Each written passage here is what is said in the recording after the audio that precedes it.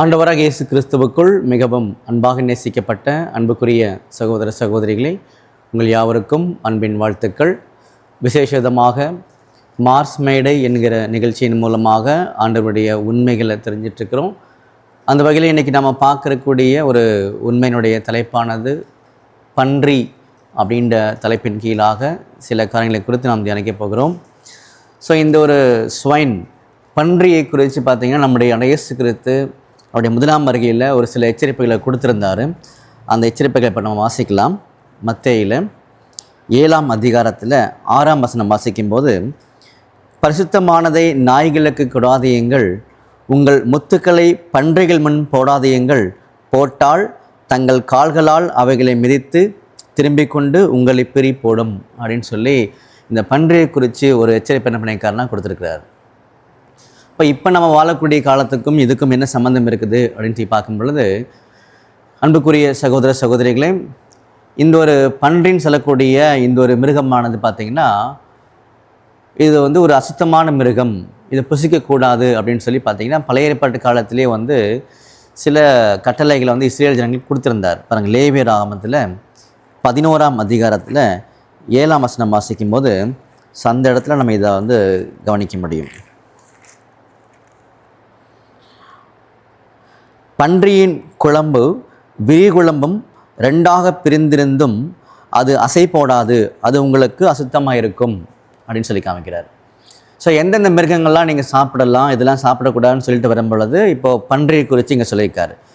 அதுக்கு பார்த்திங்கன்னா அந்த குழம்பு, அது காலு கீழக்கூடிய அந்த பாத்திரனுடைய அமைப்புகள் பார்த்திங்கன்னா 2ஆக பிரிஞ்சிருக்கும். அது நல்ல விஷயந்தான், ஆனால் அது அசை போடாது, அதனால் அது உங்களுக்கு அசுத்தமான மிருகமாக இருக்கும், நீங்கள் சாப்பிடக்கூடாதுன்ற எச்சரிப்பை கொடுத்துருந்தார். புதிய ஏற்பாட்டு காலத்தில் நம்முடைய இயேசு கிறிஸ்து இந்த பன்றிகளுக்கு முன்பாக கொண்டு போய் உங்களை முத்துக்களை போடாதீங்கன்னு சொல்லியிருக்காரு. போட்டால் கால்களால் அதை மிதித்து அது பிரி போடும் அப்படின்னு பார்த்தீங்கன்னா அங்கே சொல்லியிருக்காரு. அப்போ இதில் சொல்லப்பட்ட நம்முடைய ஆண்டவருடைய எச்சரிப்பு என்ன அப்படின்னு சொல்லி கவனிக்கும் பொழுது பாருங்கள், முதல்ல பன்றிகளுக்கு முன்பாக முத்துக்களை போடாதீங்கன்னு தான் சொன்னார். அப்போ முத்து எதை அடையாளப்படுத்தும் அப்படின்ற ஒரு உண்மையை பார்த்தீங்கன்னா நம்ம தெரிஞ்சுக்கணும். எல்லாருக்குமே தெரியும், முத்து என்பது தேவனுடைய விலை உயர்ந்த அந்த சத்தியங்களை பார்த்தீங்கன்னா அடையாளப்படுத்தி காமிக்கும்.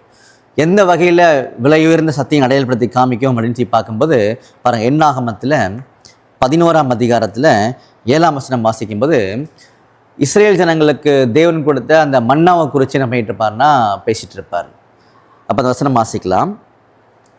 அந்த மன்னா கொத்தமல்லி விதைய மாத்திரமும் அதன் நிறம் முத்து போலவும் இருந்தது. அப்போ அந்த மன்னா பார்த்திங்கன்னா முத்துக்கு ஒப்பிட்டு பேசியிருக்கிறார்.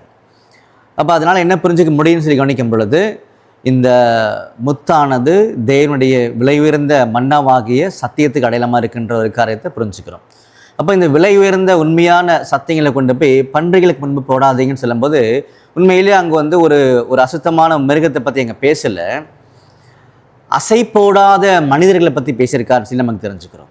பழைய ஏற்பாட்டு காலத்தில் இந்த பன்றியானது அசை போடாது, அது சாப்பிட்ட சாப்பாடு வயிற்றுக்குள்ளே போய் மறுபடியும் வாய்க்கு வரும் பொழுது அசை போடாது, அதனால் டைஜஸ்ட் ஆகாது, அது சாப்பிட்டீங்கன்னா உடம்புக்கு கெடுது அப்படின்னு சொல்லியிருந்தார். ஆனால் அதோட கால்கள் ரொம்ப ஸ்டெபிலிட்டி அதிகம், ரொம்ப ஸ்ட்ராங்காக நிற்கும், ஈஸியாக grip அதிகமாக இருக்கும், அந்த மாதிரி நிறைய திறமைகள்லாம் அது கொடுக்கப்பட்டிருக்குது. ஆனாலும் பார்த்திங்கன்னா அசுத்தமான மிருகம்னு சொல்லி காமிச்சார். அப்போ அந்த மிருகமானது புதிய ஏற்பாட்டு காலத்தில் ஒப்பிட்டு காமிக்கும் பொழுது அசை போடாத, அதாவது இவ்வளோ விலை உயர்ந்த உண்மையான சத்தியத்தை நிதானித்து பகுத்து போதிக்காத ஒரு குரூப் இருக்கிறாங்க, அவங்கள பற்றி தான் பன்றி அப்படின்னு சொல்லி பார்த்தீங்கன்னா பேசிகிட்டு இருக்காரு. அப்போ அது யாராக இருக்கும் அப்படின்னு சொல்லி பார்க்கும் பொழுது பாருங்கள், அசை போடாதவர்கள் யாருன்னு சொல்லி பார்க்கும்போது பாருங்கள், ஏசாயாவில் 56ஆம் அதிகாரம் எடுத்துக்கலாம். ஸோ அங்கே இதுக்கான ஒரு சரியான விளக்கத்தை என்ன பண்ணிப்பார்னா கொடுத்துருப்பார். 11ஆம் வசனம் வாசிக்கும்போது, திருப்தி அடையாமல் இருக்கும் பெருவற்று நாய்கள் பகுத்தறிவில்லாத மெய்ப்பர் அப்படின்னு சொல்கிறார். ஸோ இந்த பன்றின்னு சொல்லி யாரை சொல்லிட்டு இருக்கான்னு சொல்லி கவனிக்கும் பொழுது இன்றைக்கி உலகத்தில் இருக்கக்கூடிய கிறிஸ்துவ மத போதகர்களை பார்த்திங்கன்னா அவர் சொல்லிட்டு இருக்கார். ஏன்னா அவர்கள்தான் வேதத்தில் சொல்லப்பட்ட சத்தியங்களை சரிவர அசை போடாமல், அதாவது நிதானிக்காமல், உண்மையான தெய்வம் யார், அவருடைய மகன் யார், இப்படிப்பட்ட உண்மைகளை நிதானிக்காமல் அவங்க இந்த காரியங்கள் என்ன பண்ணுறாங்கன்னா அசட்டை பண்ணுறாங்க. எதுன்னா அந்த முத்து மாதிரி இருக்கக்கூடிய தெய்வீகமான சத்தியங்களை. அதனால தான் இந்த பன்றிகளுக்கு நீங்கள் ரொம்ப ரொம்ப ஜாக்கிரதையாக இருக்கணும், எச்சரிக்கையாக இருக்கின்ற காரியங்களை பார்த்தீங்கன்னா சொல்லி காமிச்சார். அன்புக்குரிய சகோதர சகோதரிகளே, நாம் இப்போ பார்த்த இந்த ஒரு காரியத்தில் பன்றி அப்படின்னு தலைப்பில் பார்த்தோம்.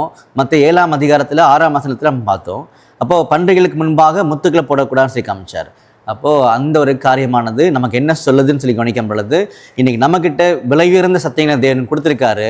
அதன் மூலமாக நம்முடைய இயேசு கிறிஸ்துவை இன்னும் அதிகமாக நாம் அவரை பற்றின காரியங்களை தியானித்து அவரோடு கூட இந்த அழைப்புக்குள்ளாக நாமும் தகுதி பெற தேவன் தாமே கிருபை செய்வாராக.